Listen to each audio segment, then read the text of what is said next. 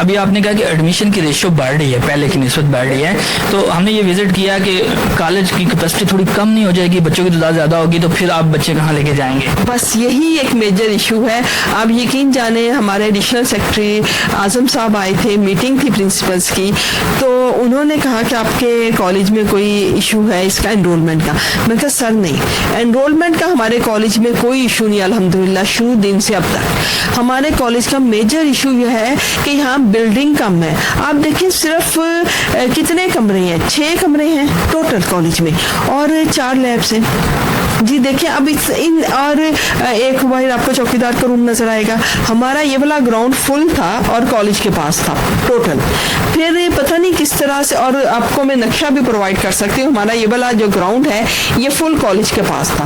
हमें साथ स्कूल लगता है, स्कूल वालों ने पता नहीं किस तरह से, आई डोंट नो, पुरानी प्रिंसिपल्स के साथ कुछ उन्होंने कुछ बताया होगा कि वो ग्राउंड को हाफ करके हाफ ग्राउंड जो है वो स्कूल को दे दिया गया, जबकि कागजों में वो ग्राउंड कॉलेज का है और स्कूल का ग्राउंड स्कूल की बैक साइड पे है और फुल इसी तरह का है। हाफ स्कूल को ग्राउंड दे दिया गया, उस पे स्कूल ने बिल्डिंग बनवा ली, ब्लॉक बना लिया। अब उन्होंने उस पे ब्लॉक बना लिया सारा।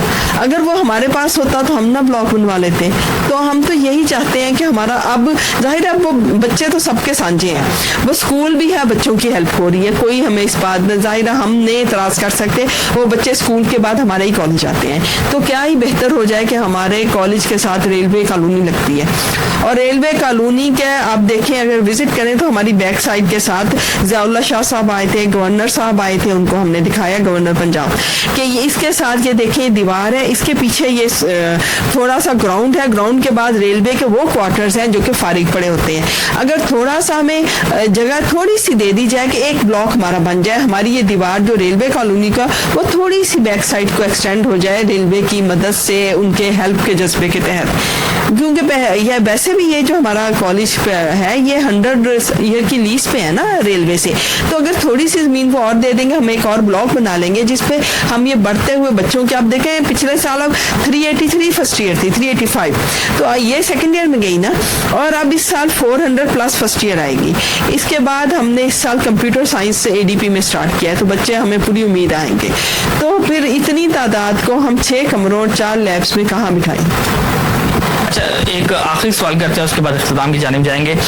BS यहाँ मौजूद है, अगर नहीं है तो कब तक होने के चांसेस हैं इसके? BS हमने यहाँ पे ज़ियाउल्लाह शाह साहब आए थे, गवर्नर पंजाब आए थे, उन्होंने हमसे वादा किया था कि हम आप BS के लिए आपको NOC इशू करवा देंगे और जो SNE के लिए HEC में सिफारिश भी कर देंगे। अभी गवर्नर साहब की तरफ से हमें लेटर, वो हमें गवर्नर साहब ने HEC में तो कहा है, और हमें HEC की तरफ से लेटर भी आया था कि जब इंडो पाक वॉर हमारे लास्ट 2-3 मंथ्स बैक स्टार्ट होने लगी थी, उस वक्त हमारा विजिट एक्सपेक्टेड था NOC के लिए, लेकिन वो पेंडिंग चला गया। एंड वी आर होपफुल कि वो जल्द विजिट होगा, हमारे कॉलेज को BS का ग्रेड मिलेगा और हमारे बच्चे अपने ही कॉलेज में, अपने ही कॉलेज से पढ़ के किसी माशरे के किसी अच्छे इदारे में अच्छे फर्द के तौर पे जाएंगे, ना कि ये कि हमारे कॉलेज से निकल के और फिर किसी और कॉलेज में जाए, फिर वो फॉरेन क्वालिफाइड वगैरह हो। हम चाहते हैं हमारे बच्चे यहाँ से BS करें, फॉरेन कॉलेज स्कॉलरशिप्स हासिल करें, या इंट्रा कंट्री या इंटर कंट्री स्कॉलरशिप्स हासिल करें, और फिर वो अच्छे अपने लाइफ में किसी अच्छे बड़े मुकाम तक पहुँचे।